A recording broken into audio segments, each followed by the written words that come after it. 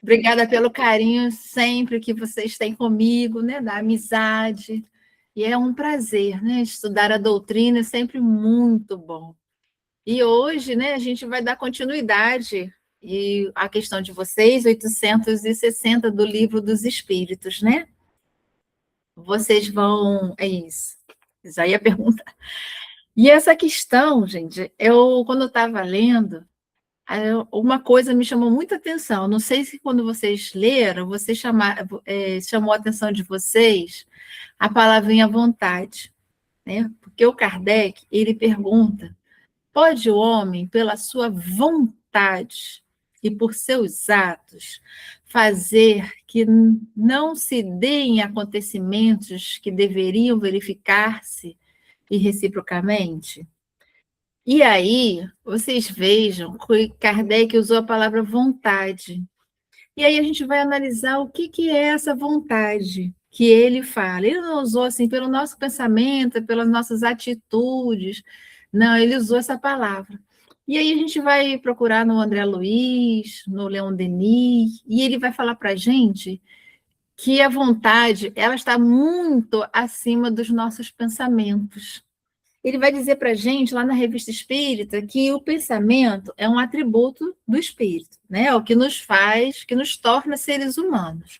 Né? Ele não é o espírito, é um atributo do espírito.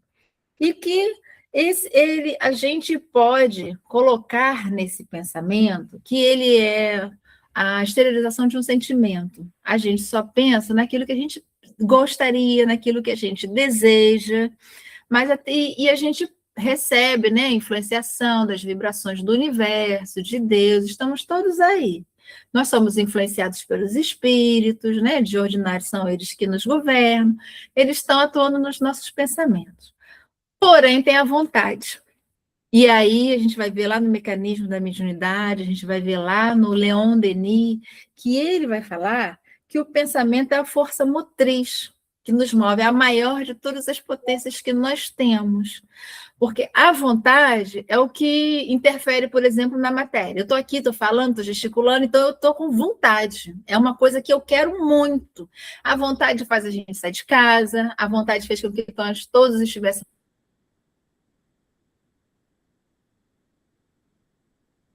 aqui. Então, ela é por excelência, uma faculdade por excelência, a maior de todas as nossas potências. E que o uso persistente dessa faculdade ela nos permite modificar a natureza, vencer todos os obstáculos, dominar a matéria, a doença e até a morte. Se nós tivéssemos consciência do potencial que nós temos, nós poderíamos fazer o que quiséssemos pela nossa vontade. É que nós não a usamos. E segundo o Livro dos Espíritos, né, a gente nem de longe a gente passa perto dessa vontade. E aí o Kardec vai perguntar sobre a vontade. Se esta vontade, essa força motriz que faz com que a gente tenha condições de modificar, de atuar ativamente nos fluidos e nos acontecimentos, se nós soubéssemos usá-la, né, com base na fé que a gente ainda está em aprendizado, se a gente poderia mudar as coisas. E aí os espíritos respondem: pode, se essa aparente mudança na ordem dos fatos tiver cabimento na sequência da vida que ele escolheu. Acresce que, para fazer o bem como lhe cumpre, pois que isso constitui o objetivo único da vida, facultado lhe é impedir o mal. E, sobretudo, aquele que possa concorrer para a produção de um mal maior. Então, ele fala que a gente pode modificar, interferir no nosso destino. E é uma verdade. Nós podemos. E aí a gente não está falando só da vida material, não. Porque nós sabemos que existem algumas doenças, por exemplo, que a gente não pode interferir nela. Mas vocês já pensaram por que a gente não pode? Porque tem obras dizendo que a gente pode. Vocês já pensaram nisso? O porquê? O que acontece da gente não modificar nessas encarnado? Os espíritos falam porque nós pedimos para a gente não, para não deixar mexer com elas. Nós participamos do nosso programa reencarnatório. E algumas vezes a gente sabe que a gente precisa viver determinada situação. E a gente tem medo do esquecimento. Então a gente combina, você, olha, eu vou pedir, vou implorar, vou chamar assim, não deixa, não autoriza isso que eu vou pedir. Mas eu posso modificar a forma como eu vivo aquela situação, pela minha vontade. E eu posso, sim, interferir em muitas situações. Eu não sei se vocês conhecem o livro A Força da Mente, da Igorina Cunha. Ela teve paralisia infantil quando criança. É um livro fininho, assim, e ela conta a história dela. Né? Ela era sobrinha do Eurípides Barçanufo. E ela decidiu que ela não ia ficar aleijada para sempre. Por causa da paralisia, né? Ela ficou paraplégica. E ela decidiu, pela vontade, que ela ia determinar que o corpo dela voltasse a funcionar. E assim ela fez.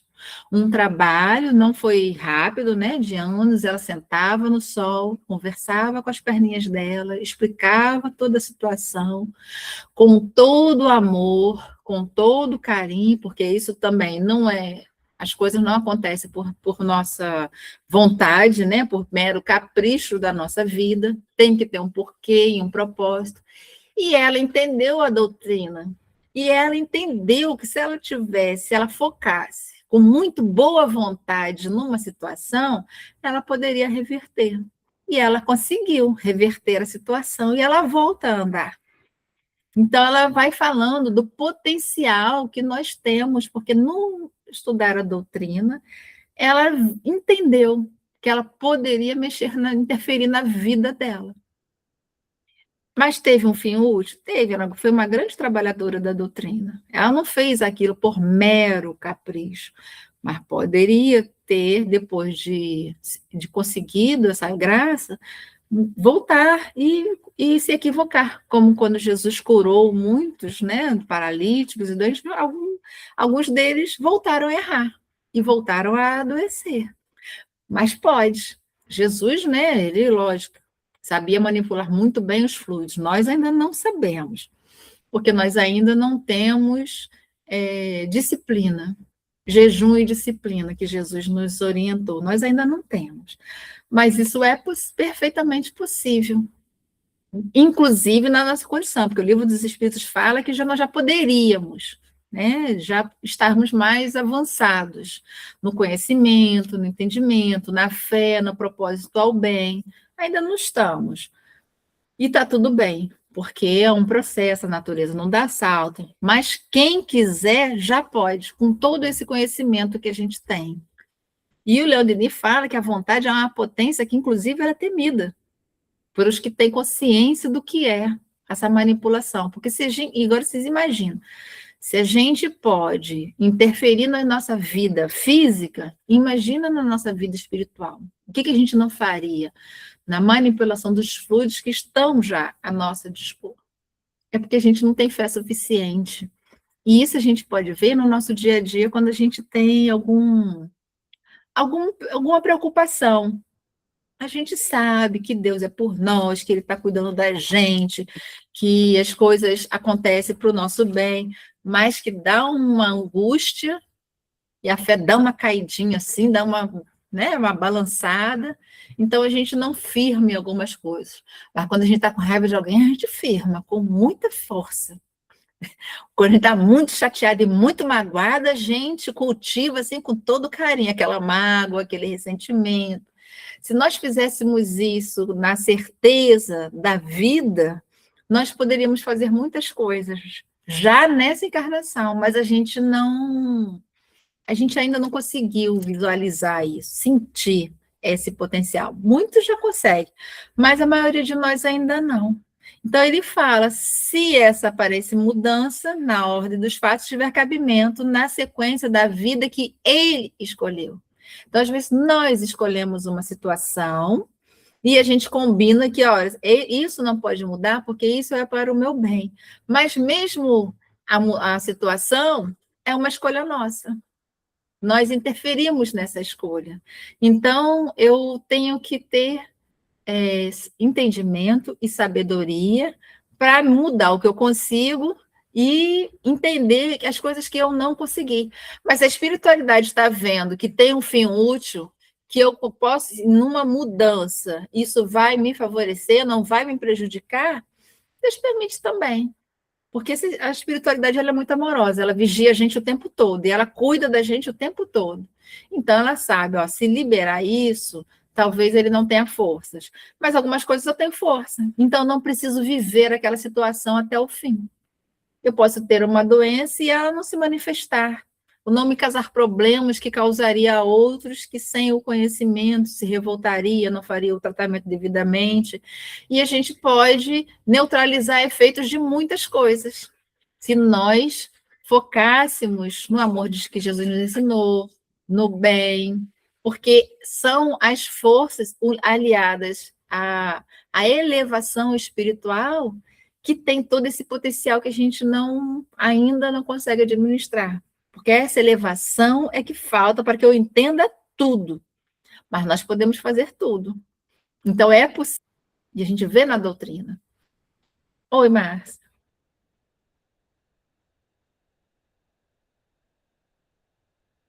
Eu, ô Renata, É a e realmente é isso mesmo, né? Há 2000 anos já tivemos o Evangelho, né?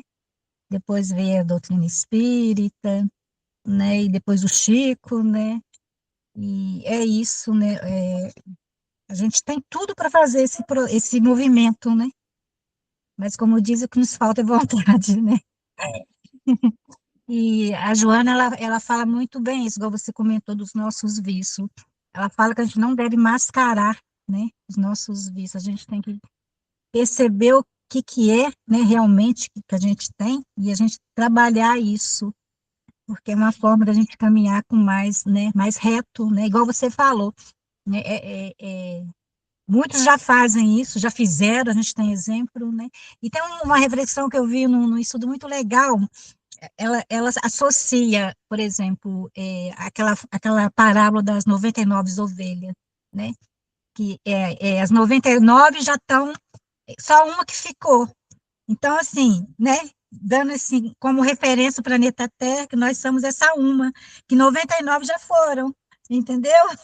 Que nós estamos para trás, entendeu? Dando uma ideia nessa reflexão, pois entendeu? Então, é, que muitos já estão no caminho, que essa uma que somos nós, do planeta Terra, que estamos ainda, ficamos né? para trás. Mas graças a Isso, Deus, o pastor veio atrás da gente. E não vai isso, deixar que mas é igual nem. você falou, tem que ter vontade de buscar isso aí, né? E a gente tem essa possibilidade, só que a gente ainda fica aí, né? Ah, eu não consigo, eu não dou conta ainda. E se ficar com esse pensamento, não vai dar conta mesmo. É só isso.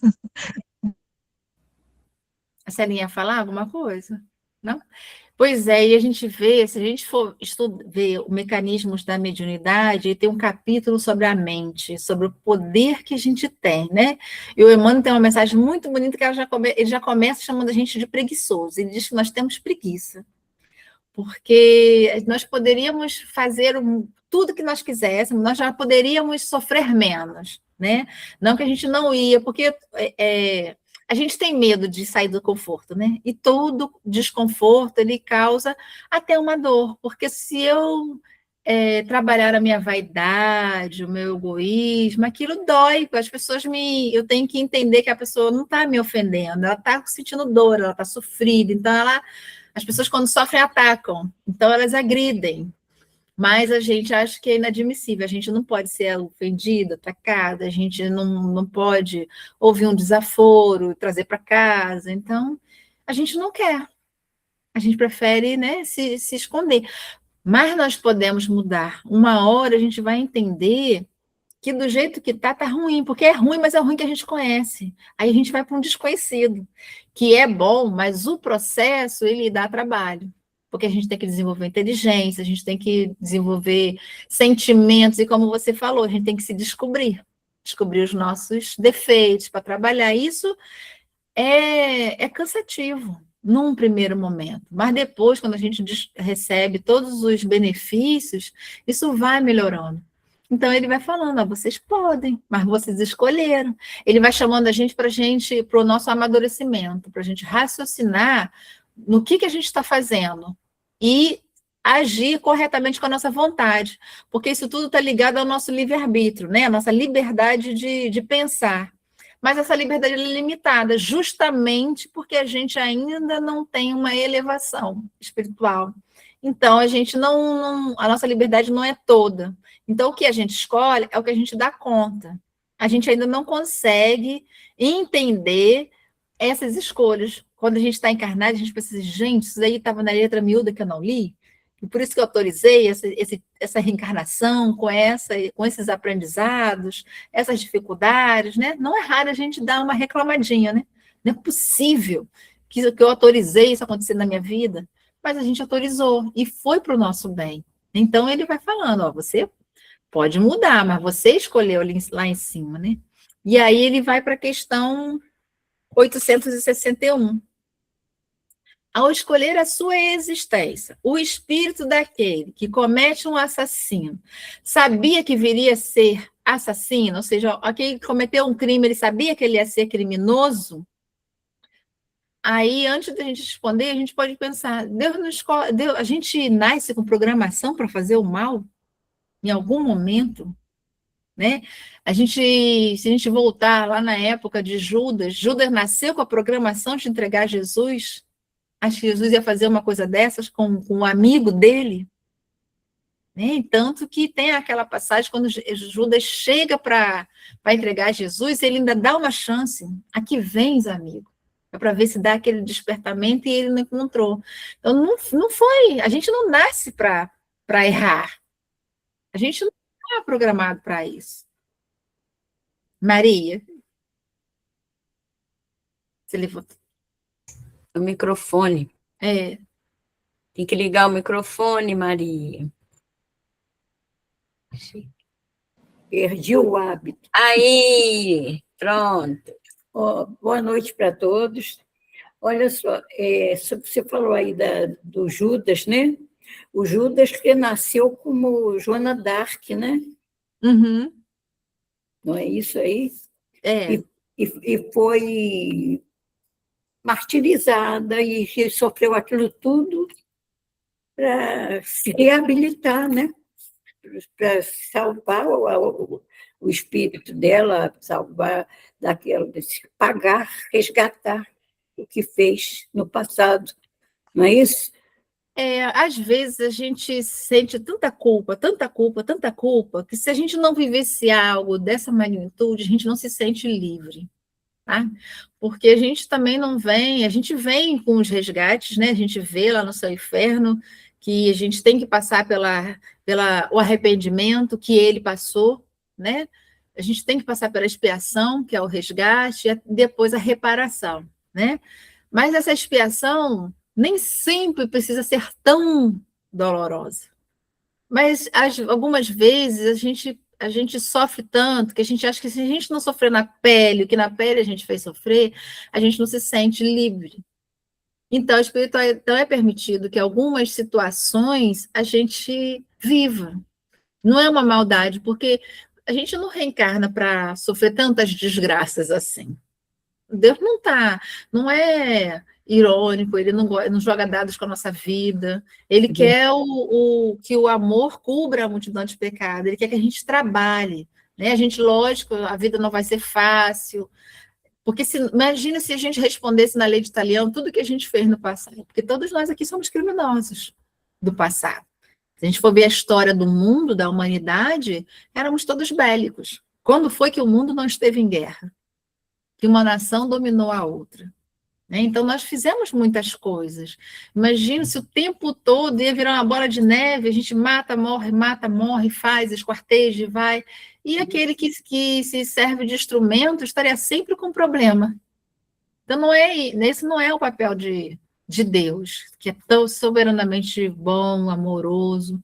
Então, algumas vezes a gente sofre, ou para exemplificar, ou como missionário, ou como Marte, mas isso não é a regra, porque senão estávamos todos nós no sufoco, né? A gente paguem suaves prestações, o que a gente faz no atacado, né? Então, e a gente não veio nem para fazer o mal e não necessariamente para sofrer o mal. A gente vem em processo de aprendizado, mas a nossa alma tão rebelde, que às vezes a gente precisa de uma contenção maior, porque senão a gente não vai caminhar. Então, daí as encarnações mais duras, né? Porque às vezes a gente não quer, ou a gente vai ver lá no futuro, ou às vezes a gente já quer quitar logo de uma vez algumas coisas. E a gente já está forte, a gente já está preparado, a gente já está espiritualizado, então a gente dá conta, né? Mas a gente ninguém nasce para fazer o mal, que aí é onde a gente vai os espíritos vão responder para o Kardec, né? Que ninguém, escolhendo uma vida de lutas, sabe que terá o ensejo de matar um de seus semelhantes, mas não sabe se o fará, visto que o crime poderá quase sempre, de sua parte, a deliberação para praticar. Ora, aquele que delibera sobre uma coisa é sempre livre de fazê-la ou não. Se soubesse previamente que, como homem, teria que cometer um crime, o espírito estaria a isto predestinado. Ficai, porém, sabendo que ninguém há predestinado ao crime, e que todo crime, como qualquer outro ato, resulta sempre da vontade e do livre-arbítrio. E aí o Kardec faz uma observação mais abaixo. Ademais, sempre confundis duas coisas muito distintas: os sucessos materiais da vida e os atos da vida moral. A fatalidade que algumas vezes há só existe em relação àqueles sucessos materiais, cujas causas residem fora de vós e que independem da vossa vontade. Aí, no caso, ele está falando quem vai ser os seus pais, na casa de quem você vai nascer, a profissão que você vai ter, é uma coisa que você não tem como interferir depois que você reencarna, isso já está fato. Agora, quanto aos atos da vida moral, esses emanam sempre do próprio homem. Por conseguinte, tem sempre a liberdade de escolher. No tocante, pois, os atos, nunca há fatalidade. A fatalidade, no caso, que eles falam, que a espiritualidade ela se refere, que a gente usa esse termo, é mais para a expiação. Existe uma conversa muito bonita no nosso lar, da mãe do André Luiz com ele. Quando ela está contando para ele, olha, o seu pai está no umbral, suas irmãs também, ele está sendo perseguido por dois espíritos femininos com quem ele teve o caso, então eu vou voltar para ser esposa dele novamente, pegar as meninas como minhas filhas, e o André Luiz está questionando, né? Por que tanto sofrimento? Por que ela vai voltar lá? E ela fala que ela precisa ajudar, e aí ela vai falar que Deus nos concedeu o livre-arbítrio e nós criamos a fatalidade, que é a lei do retorno. Você faz, as consequências do livre-arbítrio é o que a gente chama de fatalidade, porque eu gerei uma ação que vai ter uma reação, no sentido contrário, com a mesma intensidade, né, em cima da gente. Então, é isso que ele está falando. E a gente vai ver também, quando vocês forem ver lá para frente, sobre arrastamento irresistível, né, a vontade, não existe isso. Eu nasci numa comunidade muito violenta, porque eu tenho que aprender a domar os meus instintos, mas eu não tenho que me envolver com drogas, eu não tenho que me envolver. Eu consigo sim sair dali. É muito difícil? É. A espiritualidade entende? Claro. Vai ter os atenuantes? Vai. Mas está errado? Tá. Ele poderia sair se ele tivesse vontade? Poderia. Ah, mas ele nunca ouviu falar de Deus. Mas onde está escrito as leis de Deus? Não é na nossa consciência? Ele não está abandonado. Deus não larga a gente numa encarnação, numa comunidade, numa família difícil, se ele não soubesse que a gente não tinha condições de sair de lá. Porque ele não vai dar uma prova que eu fatalmente irei sucumbir. Existe a probabilidade, mas isso não é uma fatalidade. Maria. Ô, Renata, essa questão assim, é bem complicada, porque a gente vai ver o ambiente, né? Tudo exemplo de família e tudo, né? Mas assim, em termos do espírito, é isso mesmo, né? Alguns conseguem, mas nem todos, né? Eu me lembrei aqui, mas a gente tem que entender isso, que Deus, a misericórdia de Deus é ampla, né? E assim, dá sempre oportunidade para a gente, não é isso? Igual, por exemplo, eu me lembrei do senador, né, Publio Lentulus. Ele teve uma reencarnação na época que a gente está da história, né, 2000 anos, né, como senador, só que lá naquele movimento ali, ele lembra do passado, que ele foi o bisavô, não Sim. parece, né, com a mesma reencarnação de poder, né, de glória, né, e Deus deu oportunidade, né, quando ele foi reencarnar como senador lá fala, né, que ele ia ser rico, que ele ia ter poder, né, mas que ia aparecer na vida dele, né, um ser, que no caso era Cristo, né, queria ter a possibilidade, né, de ajudar, né, mas ele não compreendeu, igual você falou, né, ele não percebeu, né, porque isso foi tudo falado lá no planejamento dele, né, que ele ia passar por tudo Exatamente. isso.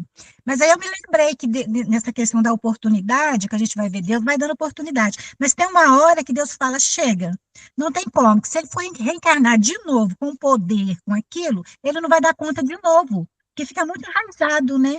E ele Sim, veio como escravo, né? Acho que nos 50 anos depois, não é isso? foi na Ele veio como história. escravo, não veio? É, Para ele trabalhar esse orgulho, né? Apesar que ele estava como escravo, ele tinha um pouquinho de orgulho ainda, né? Você vê que é, ele ficava em paf, né?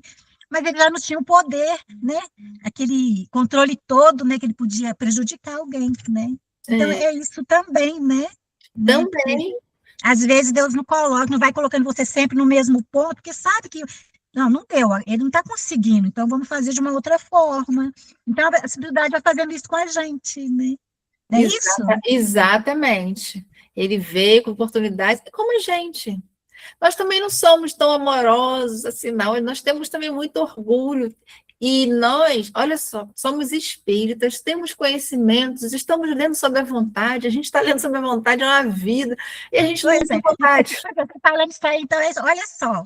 Está na hora já da gente cair na real, né? Olha a oportunidade, né? O senador lá teve. Ó, será que da próxima vez nós vamos ter essa oportunidade? Hein? Né? Pois é, e ele agora é Emmanuel, né? A gente está aqui até hoje.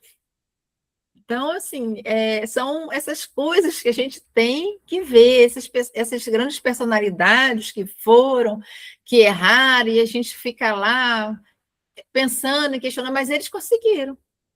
E nós estamos aqui, né? Devagarzinho, tudo, lendo, entendendo, porque isso requer uma força motriz que a gente ainda não usa. Nós somos uma usina que não utilizamos todo o nosso potencial para poder reagir. E aí, quando a gente nasce nessas situações de dificuldade, a gente pode sim vencer.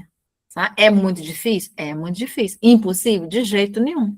Porque a espiritualidade está lá, a gente conhece casos de um ou outro que saíram, mas é mais cômodo, porque nós temos de preguiça de fazer o movimento. A gente tem preguiça de ir para academia, sabendo que isso salva a nossa vida. Ventou, a gente não vai. A gente precisa de um monte de desculpa para não ir. E muitas outras coisas, a gente só precisa de um vento, de uma friagem, para a gente evitar coisas que a gente sabe que é para a nossa saúde, a gente sabe. E são coisinhas, não são nem nada muito grande. Então, quando você precisa mexer com algo grande, que é a sua moral, que é o seu orgulho, que é o seu egoísmo, que é se enxergar espírito, aí a gente tem dificuldade. Porque a gente ainda não consegue visualizar o mundo espiritual. A gente vê o nosso dia a dia, a nossa vida, as nossas contas, o nosso trabalho, as nossas dores físicas. Essa visão de que nós somos espíritos, que a gente está aqui só de passagem, a gente ainda tem dificuldade. Por isso a gente ainda vacila tanto. Pode falar. Rapidinho, essa semana eu estava lendo uma mensagem da Joana, naquele livrinho Vida Feliz. E justamente isso aí que você falou, ela fala assim, examine quanto tempo diariamente dedica a sua vida espiritual.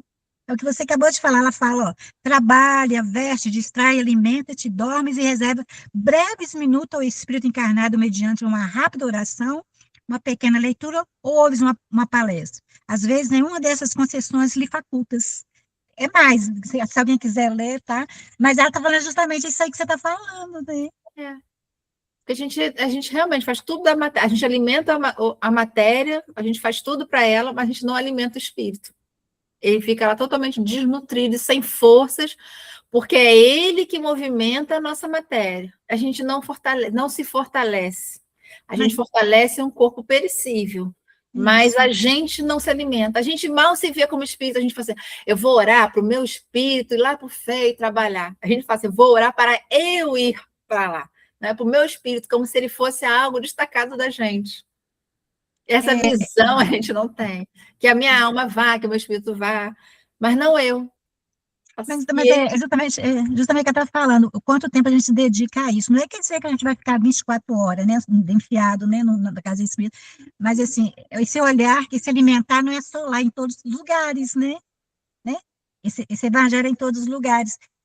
Assim, entender, né, que buscar isso diariamente, em todos os sentidos, na sua casa, no lar, no trabalho, na rua. É esse alimento que ela está falando, né?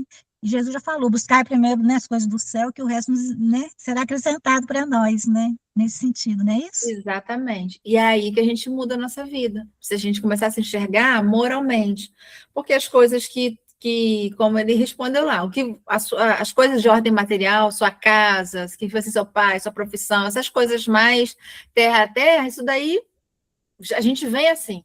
Mas moralmente, eu posso modificar tudo. E aí eu posso mudar a qualidade das provas, das vicissitudes que eu vou viver, pelo estilo de vida que eu vou determinar ter. Então, eu não posso chamar isso de uma fatalidade, porque eu decido se eu vou ter responsabilidade, se eu vou ter amorosidade, se eu vou entender como que a vida funciona, como que o meu irmão funciona.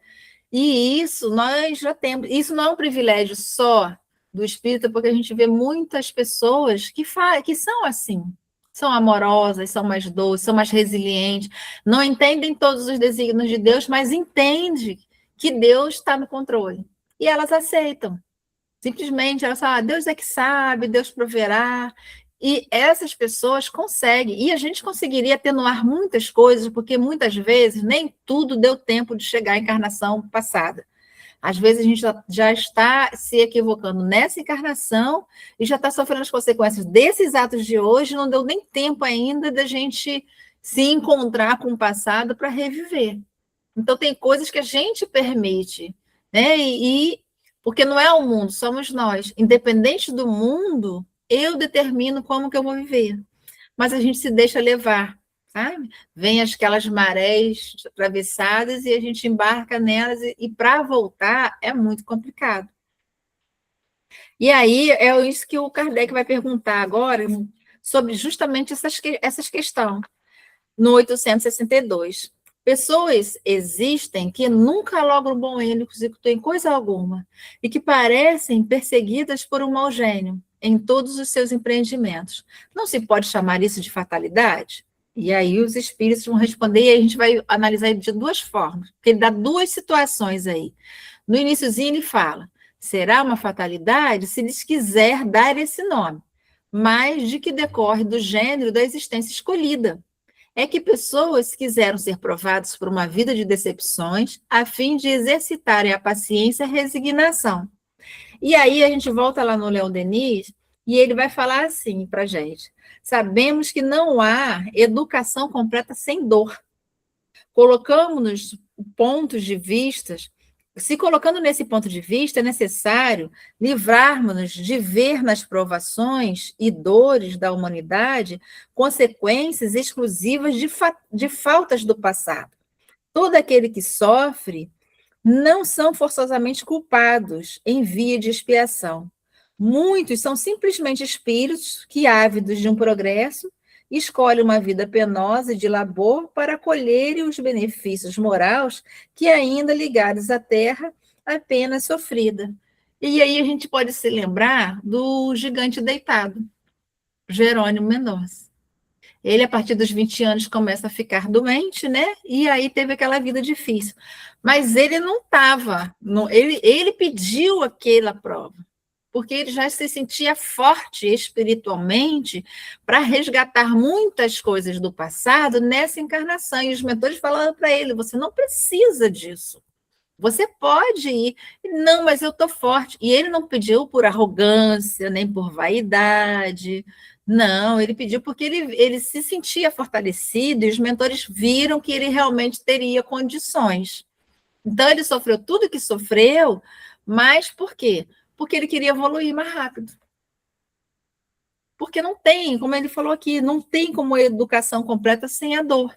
Né? E a gente vai ver que lá no Evangelho tem o Espírito Amigo que fala lá no capítulo 9, tem 7, fala que a dor é uma bênção que Deus envia aos seus eleitos. E não vos aflijais quando sofrerem, e bendizei a Deus onipotente, que pela dor neste mundo vos marcou para a glória dos céus. Então, se a gente começar a visualizar a dor como um processo de evolução, talvez ela doa menos. Porque nascer dói, crescer dói, né? Você vê que a gente tem a dor do crescimento quando a gente está na fase infantil. Tudo isso faz com que a gente desenvolva resistência, né? Depois que a gente pega um sarampo, uma catapora, a gente está imune. Depois a gente pega uma doença, a gente está imune a ela. A gente está mais fortalecido. A gente vive uma experiência. Quando alguém vive, a gente sabe o que fazer, a gente tem uma atitude, porque isso faz com que a gente se mexa, faz com que a gente comece a liberar essas potências que ficam latentes, mas se ninguém forçar, a gente não reage. A gente não procura a cura, a gente não procura um médico, a gente não procura sair daquela situação, enquanto aquilo não doeu o suficiente, não nos incomodar. Então, a gente vai. E aí a gente se mexe, porque se enquanto essa vida tiver só meia boca, a gente vai vivendo meia boca. Então, a gente vai vendo que muitos espíritos pedem, mas para evoluir. O Chico veio com muitas doenças, um missionário, e ele voltou muito melhor. Mas quem de nós quer a vida do Chico? A gente só queria a mediunidade, a vida dele a gente não quer. Né? A gente queria os céus, a gente queria ver os bons espíritos, mas a parte que ele tinha que ver os irmãos em sofrimento, isso a gente não quer, perturbando a gente na hora de dormir, e em todos os momentos, passar aperto financeiro, isso a gente não quer. Mas a gente acha lindo a vida dele, a gente se emociona e chora, mas a gente não sabe como que aquela alma sofreu para ficar do nosso lado.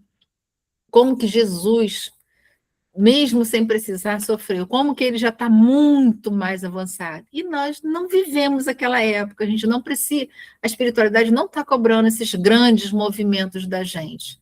Então, a gente não pode falar que é uma fatalidade, porque a gente não sabe o que foi que a gente combinou, a gente não sabe o que foi que a gente está tendo que resgatar, que aprender. Então, a gente tem que aprender paciência e resignação, porque na paciência e na resignação, a gente suspende muitos problemas, porque eles são aprendidos, a gente não precisa, ela é encerrada. Aprendi, entendi, acabou aquilo ali. Eu vou aprender novas coisas. E só que essas novas coisas, segundo a Joana, nós temos que ficar muito felizes quando a vida piora, porque lá no Mestre de Amor, ela fala que a gente já está fortinho. E quando as coisas, né, começam a ficar mais difíceis, isso quer dizer que nós estamos melhores, que nós já estamos aptos às grandes batalhas, né? Que é o que o Emmanuel vai falar no Caminho Verdade e Vida, sobre o mar alto. Quando a gente vai para alto mar, viver as grandes tempestades, é porque nós já estamos prontos. Porque o Albino Teixeira vai falar para a gente que imagina se você constrói um transatlântico e fica só na praia. Você não leva ele para o mar. Ou você tem uma grande biblioteca com todos os conhecimentos do mundo e você não abre para o público. Somos nós. Temos todos os conhecimentos, nós já temos uma grande ferramenta, mas nós não vamos. Se a gente não for empurrado, a gente não vai. E para que tudo isso? Todo esse conhecimento que a gente está retendo, que a gente já pode amparar outro, a gente já pode socorrer, a gente já pode se melhorar. Então, muitas coisas a gente tem que ter um outro olhar, um olhar espiritual sobre o que nos acontece. É fácil? Claro que não. Não é fácil.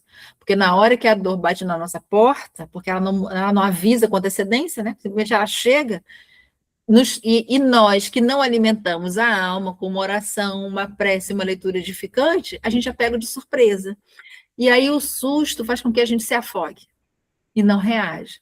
Né? E em outras situações, aí ele vai continuar respondendo que existe uma outra coisa também que a gente fica reclamando da fatalidade. Entretanto, não creais seja absoluta essa fatalidade. Resulta muitas vezes do caminho falso, que tais pessoas tomam, em discordância com as suas inteligências e aptidões. Grandes probabilidades têm de se afogar quem pretende atravessar um rio a nado um rio sem saber nadar. O mesmo se dá relativamente à maioria dos acontecimentos da vida. Quase sempre obteria o homem bom êxito se só tentasse o que estivesse em relação com as suas faculdades. O que o perde são o seu amor próprio e a sua ambição, que o desviam da senda que lhe é própria e o fazem considerar vocação o que não... Ai, você subiu demais. Perdi. Deixa eu pegar aqui. O que perde são o seu amor próprio e a sua ambição, que o desviam da senda que lhe é própria e o fazem considerar vocação o que não passa de um desejo de satisfazer a certas paixões, fracassa por sua culpa. Mas, em vez de culpar-se a si mesmo, prefere queixar-se da sua estrela. Por exemplo, que poderia ser um bom operário e ganharia honestamente a vida, mete-se a ser um mau poeta e morre de fome. Para todos haveria um lugar no mundo, desde que cada um soubesse colocar-se no lugar que se compete. Nós não queremos ser mestres de obras, queremos ser médicos e advogados. Nós queremos ter nome, ter status. Então, eu vou por um caminho que não é o meu, porque está todo mundo indo, porque eu não quero ser um homem de bem, eu quero ser um homem rico. Eu quero ter fama, eu quero ter conhecimento. Ou eu não quero, eu tenho aptidão para costurar ou para cozinhar, mas eu não quero ser um cozinheiro. Eu quero ser o dono do restaurante. E eu não sei nada de administração. Eu não sei fazer conta. Eu não sei gerir pessoas. Mas eu sei cozinhar muito bem. Então, tem coisas que a gente não quer. Eu não quero essa vida. Eu quero a vida do meu primo, que viaja todo final de ano para os Estados Unidos. Eu mal chego em Cabo Frio. Então, a gente não quer. Então, tem coisas que nós procuramos. Então, a gente não vai ser feliz daquele jeito. Não está na nossa programação e naquela encarnação. A minha aptidão não é para aquilo. Eu tenho aptidão para muitas coisas. E isso a gente pode observar. Tem pessoas que não têm jeito para determinadas coisas que elas escolhem fazer. Para ter um estilo que elas não são delas. Tem coisas que já é nata, a pessoa já nasce, já administra aquilo, mas a gente não quer. Então, a gente não vai se dar bem naquilo. A gente vai ficar o tempo todo batendo cabeça. Porque é arrogância. Porque no mundo, nessa sociedade do mundo, o status vale muito. Né? Quando a gente pergunta, seu filho vai ser o quê? A gente vai dizer a profissão dele. A gente fala, meu filho é um homem de bem. A gente não responde isso. A gente responde a profissão que ele vai ter. E uma profissão boa. Vou dizer que meu filho é mestre de obra, que ele é pedreiro, mas que ele é feliz, que ele paga as contas e que ele está seguindo, sendo uma pessoa boa, honesta, porque a gente quer ser rico nesse mundo transitório, a gente quer ter muitos bens, e isso a gente não está condenando a uma vida boa, não, porque ter dinheiro é muito bom, as contas pagas é maravilhoso, ter uma saúde é ótimo, e Deus não está proibindo isso, ele só está falando para a gente tomar cuidado com o que a gente está dando importância numa vida perecível. E o mundo verdadeiro, que é a nossa melhoria, nossa elevação espiritual, às vezes a gente está deixando de lado. Oi, Maria. É uma pergunta, assim, eu acho que é isso mesmo, mas assim, é sempre bom que a gente está estudando na segunda-feira, essa questão da gente achar que a gente está sozinha, que a gente faz as nossas próprias escolhas sozinha, mas não é. Né? A gente sabe que o tempo todo nós somos amparados e auxiliados e nós foca muito no nosso anjo da guarda, nosso protetor. Né? Então, é sempre esse olhar de direcionarmos qualquer situação que vamos fazer, né? Buscar esse auxílio, né? Para a intuição, né? Inspiração para a gente, para nos direcionar o melhor caminho, não. Eu posso até querer, igual você falou, eu quero isso, mas me ajuda, é isso, né? Eu acho que se a humanidade, né, a maioria das pessoas fosse por esse lado, né, não teria tanta problemática, né? Eu acho. E a gente não está condenando a pessoa a alçar coisas melhores, não é isso. Porque às vezes a gente não está fadada a ter uma vida de dificuldades, problemas. Não, a gente pode estudar, a gente pode sim querer o melhor, mas a gente tem que tomar cuidado com esse melhor. Por que é que eu estou indo atrás disso? Melhorar de vida ou aparecer para alguém, entendeu? Mas se a gente tentar sempre galgar coisas melhores, sim, porque isso desenvolve a nossa inteligência, se é para o nosso bem, a gente consegue sim. A gente vê muitas pessoas que saíram da periferia, hoje são médicos, são grandes, e estão trabalhando, estão exemplificando para os outros que estão vindo atrás. Não é essa a questão. A gente está falando da questão do nosso orgulho, da nossa vaidade. Por que é que eu estou indo atrás desse caminho, que eu estou vendo que tantos outros caminhos estão mais fáceis, mas eu estou abrindo mão de tudo e quero aquele? Sabe? Essas são essas observações sutis com a espiritualidade, como você disse, que a gente tem que observar. Pois é. É interessante essa análise quando a gente quer alguma coisa e pede ajuda antes de realizar. Aí a gente pede ajuda e busca ajuda. Por exemplo, a gente abre uma página do Evangelho, deixa eu ver o que vai sair para mim. Aí vem a página, a gente lê e fala, mas essa não é para mim, essa é para os outros. Porque a gente não quer aquela resposta. É a tal da vontade, né? Exatamente, sabe? A gente queria que o nosso anjo da guarda se materializasse, contasse exatamente, sabe?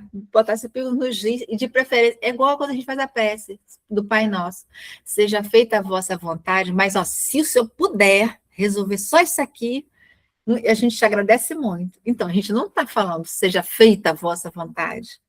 E essa nossa vontade, essa nossa força motriz, ela tem que estar junto com a espiritualidade superior, para que ela possa alcançar todo o potencial que o Leon Denis fala. E a gente não põe. A gente põe o nosso egoísmo na frente. Porque a gente acha que Deus está equivocado. Olha o que a gente pensa. Deus não... Nessa questão, ele pisou na bola. Como que a gente pensa numa coisa dessa? Porque toda vez que a gente questiona, ou que a gente não entende, e a gente se magoa, então eu não estou reconhecendo Deus no lugar de Criador. E isso interfere diretamente no nosso relacionamento com Ele. E se eu não aceito Deus, eu não aceito meu irmão. Ele que é o Criador, se ele se equivocou, que dirá um outro irmão encarnado junto comigo. Aí começa o meu orgulho. É quando eu quero tomar, a gente pede, né, uma vingança, uma mágoa, aí a gente não vai lá e não vai à forma. Deus está vendo. Ele há de ver. Pronto. Eu já estou dizendo que Deus tem que tomar uma atitude. Então, eu não estou reconhecendo o meu pai.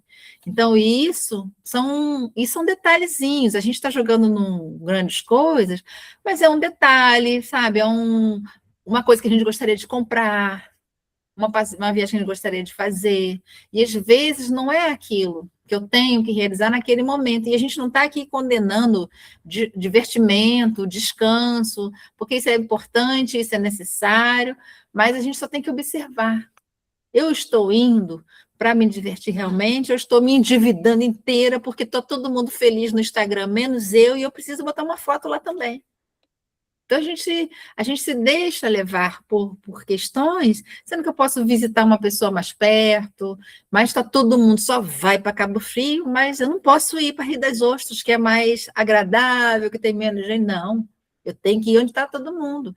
Então, a gente se deixa levar por questões da matéria e não pensa espiritualmente que eu vou tomar um banho de mar, que eu vou conversar com a natureza, que eu vou pensar em Deus, sabe? São coisinhas. Por que os meus pais, os meus filhos, não são nota 10 igual o filho do vizinho? Por que meu filho só tira 5? Por quê? E o filho do vizinho sempre é 9,5, 10? Gente, mas e o filho do vizinho? É um bom filho como o meu filho é? O filho do vizinho e o meu filho têm a mesma determinação, o mesmo destino? Qual é a capacidade do meu filho e o filho do vizinho? Então, a gente tem tantas coisas nesses termos e a gente compara tudo. A gente compara roupa, a gente compara carro, a gente compara os filhos, a gente compara os primos, os pais. Essas comparações que a gente não deveria fazer, porque isso nos torna infelizes e faz com que a gente vai buscar o que não deveria. Né? E todos os espíritos batem muito nessa tecla, cuidado com as comparações, porque cada um é um universo em si mesmo. Ninguém pode se comparar com o outro, né? E aí, a gente vai para a questão 863, onde o Kardec vai perguntar: e os costumes sociais? Não obrigam muitas vezes o homem a enveredar por um caminho de preferência ao outro? Não se acha ele submetido à direção da opinião geral quanto à escolha das suas ocupações? O que se chama respeito humano não constitui um óbice ao exercício do livre-arbítrio?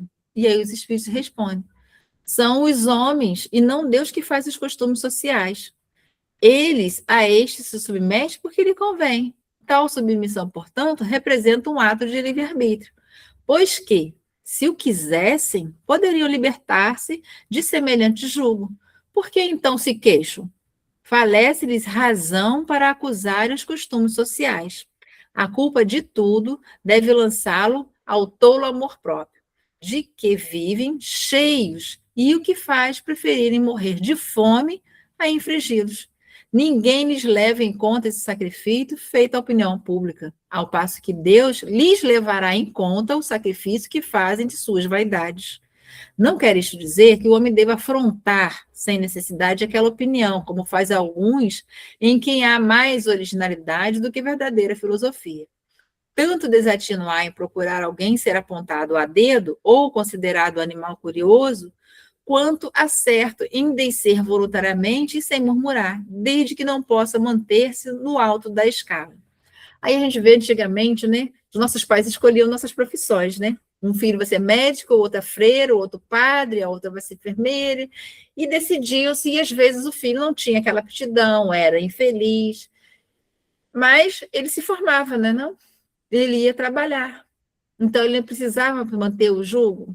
Às vezes eles mantinham. Às vezes, eu sou endereçada por uma profissão, por uma coisa que no início eu acho que eu não vou conseguir. Mas depois, se eu tiver calma, paciência, porque o que ele está falando? Tem coisas que você não tem como interferir. Então, você espera com paciência para ver no que vai dar. E você vai descobrir.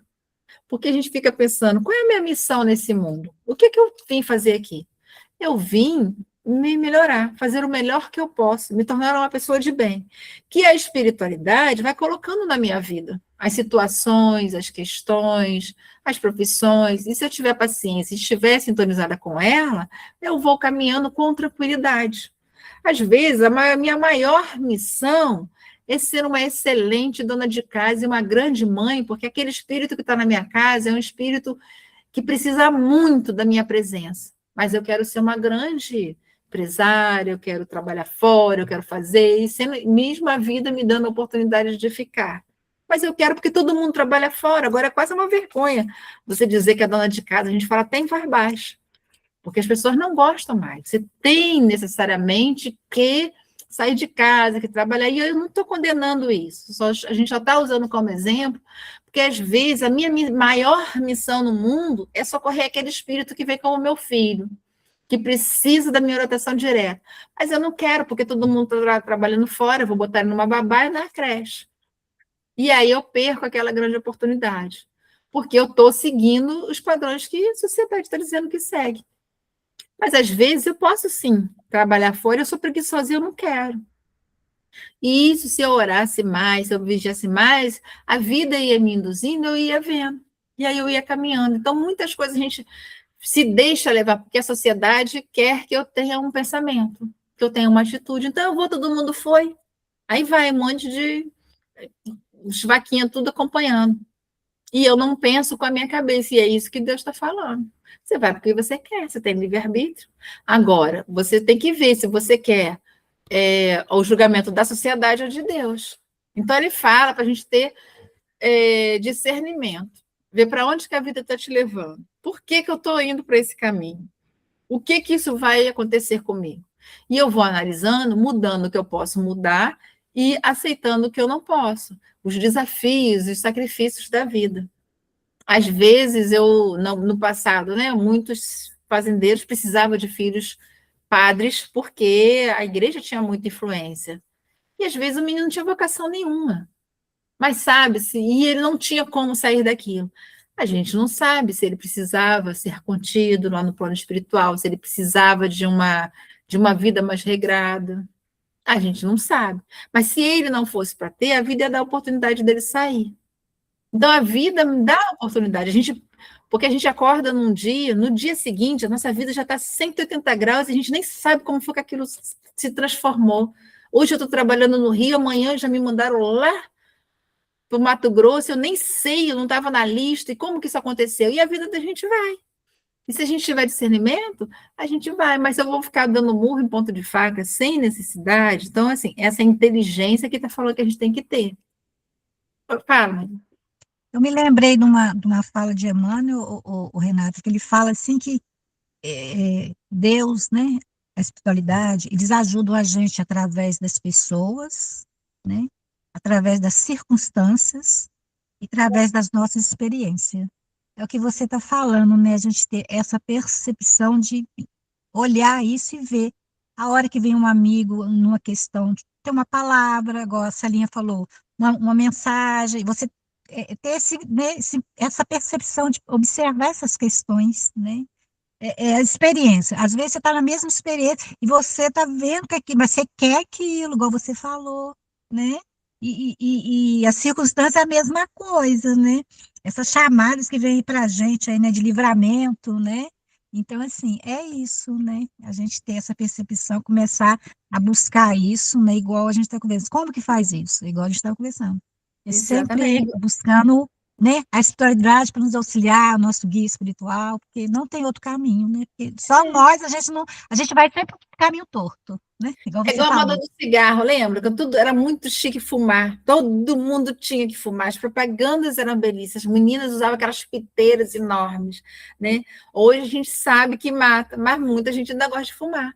A gente tem que educar bem os nossos filhos, porque como adolescente, se ele se envolve com uma turma errada, a gente sabe que a gente precisa viver em grupo, né? E eles, adolescentes, procuram os seus grupos, mas se eles não têm aquele discernimento, ele cai no grupo errado, sim, e ele vai fazer. Por quê? Porque nós temos os nossos instintos adormecidos, latentes, nossas vaidades. E eu não sei qual dessas vaidades eu não vou conseguir vencer. Então, eu tenho que, se eu puder, me proteger de algumas situações, né? Se todo mundo sabe que beber e dirigir dá ruim, então para que eu vou beber se eu sei que eu tenho que voltar para casa dirigindo? Porque está todo mundo bebendo, aí eu tenho que ir também. É o que ele fala das coisas que a gente faz sem prestar atenção. Aí você sofre um acidente, não era para ter voltado para o plano espiritual, ou fica arejado dando trabalho para os outros, e é uma expiação desnecessária. Não estava na sua programação, você não precisava viver aquilo, mas estamos lá. Né? Então, isso tudo a gente tem que observar. A nossa vida é uma observação constante. Né? E às vezes a gente passa assim, né? Sem prestar atenção, que nós somos espíritos e nós não viemos a passeio. A gente veio com carteira de trabalho, não com visto de turista. Então, é isso que a gente tem que observar. Já está na hora da gente entregar, né, Celinha? Você ainda tem 5 minutos. Ah, então tá. Então, vou só pegar essa outra página aqui, essa outra pergunta. 864. Como se explica a boa sorte... Não, 64? É. Assim como há pessoas a quem a sorte em tudo é contrária, outras parecem favorecidas por elas, pois tudo lhes sai bem. O que há de atribuir a isso? De ordinário é que essas pessoas sabem conduzir-se melhor nas suas empresas, mas também pode ser um gênero de prova. O bom êxito as embriaga, fiam-se no seu destino e muitas vezes pagam mais tarde esse bom êxito, mediante reveses cruéis que a prudência as teria feito evitar. Gente, quando a vida está ótima, a gente mal lembra que Deus existe. É obrigado, Senhor, e a gente vai viver. A gente só lembra quando a gente está vivendo ali apertadinho, que a gente tem uma intimidade com os mentores, a gente quase materializa o nosso mentor. Mas quando está tudo muito bem, isso é muito perigoso, porque isso ativa a nossa arrogância, a nossa vaidade, o nosso bem-estar. Se está tudo bem, está tudo ótimo. Então, isso é um problema. E é uma prova também, que a gente tem que tomar cuidado. Se vocês forem ler lá no livro Céu e Inferno, o depoimento da Condessa Paula, ela é um espírito feliz, mas ela fala que ela pediu para vir em encarnações miseráveis muitas e muitas vezes, porque ela morria de medo de vir muito rica e falhar. Ela venceu, ela foi ser um espírito feliz, mas ela fala de como é difícil quando a vida dá bem. Mas nós todos vamos viver essas experiências para saber o que realmente a gente já venceu, né? Mas a gente tem que ficar muito esperto, porque o dinheiro compra tudo, né? A facilidade manda buscar muitas coisas e compra a nossa perdição também, principalmente. Mas é ruim? Não, de jeito nenhum. É muito bom, porque a gente pode ajudar muitas pessoas. E o dinheiro é neutro. As coisas boas são neutras. O problema é a gente, porque o dinheiro ele não faz nada se a gente não determinar, pela nossa vontade. Então, é uma coisa muito boa. Mas, como tudo na vida, também pode ser uma pessoa com dificuldade altamente revoltada e perder também a encarnação, e ficar com mais raiva ainda, e cometer um monte de outros equívocos, né? Só que quando as coisas estão difíceis, é mais fácil a gente ficar com Deus, e a gente tem menos chance de errar, porque a gente não tem dinheiro para fazer tanta besteira. Então, a gente está limitado por uma doença, a gente só vibra. Mas, quando a gente tem condições, a gente age. Então, isso é um problema também. Mas nada irresistível, né? Como a questão lá do Livro dos Espíritos. Não existe arrastamento irresistível. Existe, como Emmanuel fala, a nossa preguiça. De colocar a nossa vontade, né? Essa força motriz para funcionar. Mas a gente vai botar, porque é uma ordem de Deus, que sejamos espíritos puros e felizes um dia, então a gente está caminhando. A natureza não dá saltos, a gente não tem que ter pressa, a gente não pode parar, né? Pode caminhar devagarzinho, mas parar não. Ok, Celinha? Ótimo, Renata. Muito obrigada, muito bom. Nossa, o negócio está ficando apertado para o nosso lado. Porque quando está dando certo, a gente corre o risco de estar no caminho errado, olha só, ou de abusar disso que está dando certo. Quando está dando errado, a gente não sabe se está no caminho errado, se é para o nosso aprimoramento. Então, nós precisamos, olha só, como nós somos crianças ainda no progresso espiritual, como a gente tem dificuldade com essas coisas, de perceber para que lado a gente deve ir. É porque a nossa conexão com Deus ainda é muito frágil, né? Senão a gente não teria essa incerteza, essa insegurança, não erraria tanto. Mas vamos que vamos. Como você diz, o Emmanuel já foi, nós estamos ainda engatinhando. Muito obrigada, que Jesus te ilumine muito, te envolva, continue você sendo inspirada pela espiritualidade, para que possa trazer tantas informações, estudos para nós, para que a gente desenvolva um pouquinho mais a nossa consciência. Eu que agradeço o carinho aí, as vibrações, a participação. Foi muito bom. Muito obrigada pela oportunidade do estudo de hoje. E agora a gente gostaria que você ficasse